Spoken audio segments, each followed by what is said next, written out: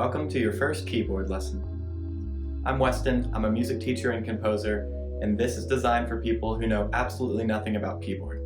Let's dive right in. The keyboard is essentially a long row of buttons that we call keys. When you press a key, a note rings out.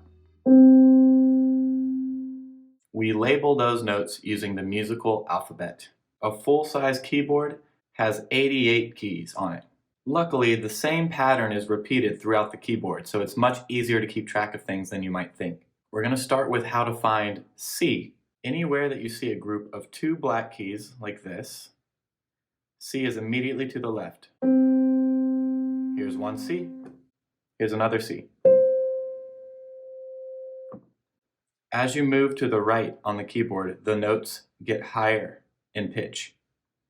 As you move to the left, the notes get lower in pitch.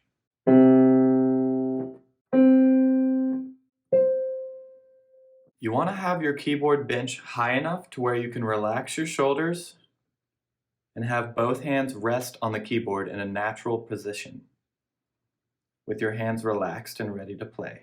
My fingers are curved and my wrists are more or less flat and not bent in any extreme way. All right. So we're going to start with middle C. It's in the middle of your keyboard. If you have a full-size keyboard, you can count 4 C's up, and we are on the 4th C of the keyboard. Try to place your hand like this.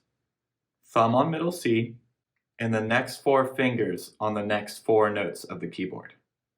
Okay, we want to keep a flat wrist and your fingers curved for now. What we are about to play is called the C 5-finger scale. It uses 5 fingers to play.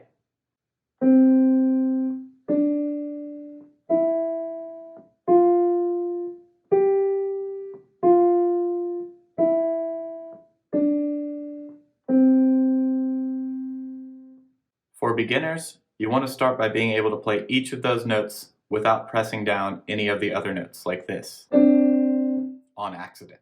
Anything you do with your right hand on the keyboard, you want to also practice with your left hand.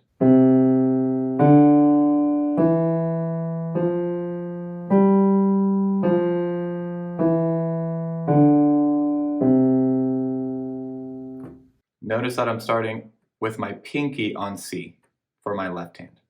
Let's talk about playing legato. Legato is an Italian term that means bound together. It basically means to smoothly connect your notes while you're playing, like this.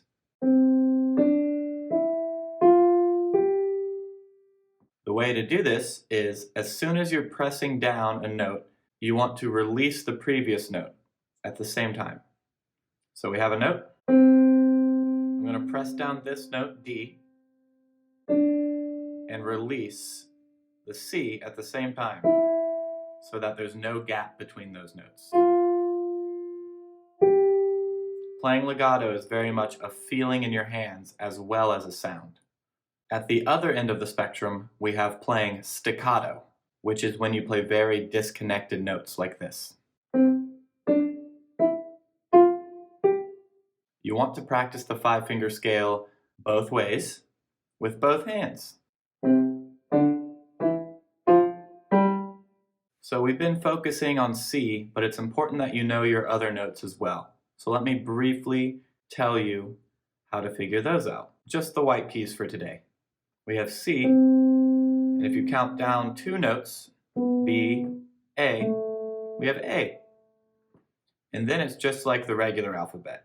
A, B, C, D, E, F, G, and then we're back at A in a higher register. Something else you really need to know as a beginner are your finger numbers. Thumb is always 1 on both hands. 1, 2, 3, 4, 5. Here's a very simple beginner melody just to get started moving your fingers around the keyboard. It's called Hot Cross Buns. You may have heard of it. It goes like this.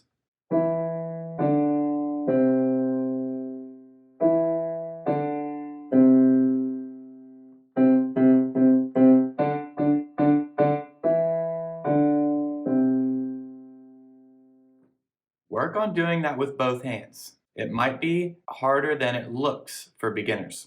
When you play 2 or more notes at the same time, it's called a chord. Chords are a very big part of playing a keyboard.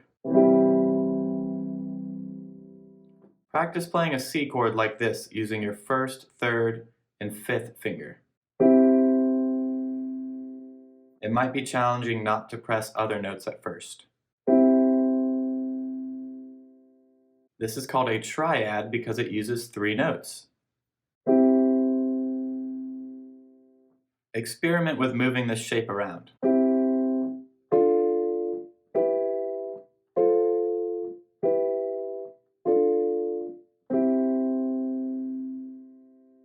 Thanks for watching. Please subscribe and check out my free sheet music library for sheet music, including Hot Cross Buns and the 5-finger scale warm-up that we discussed in this video.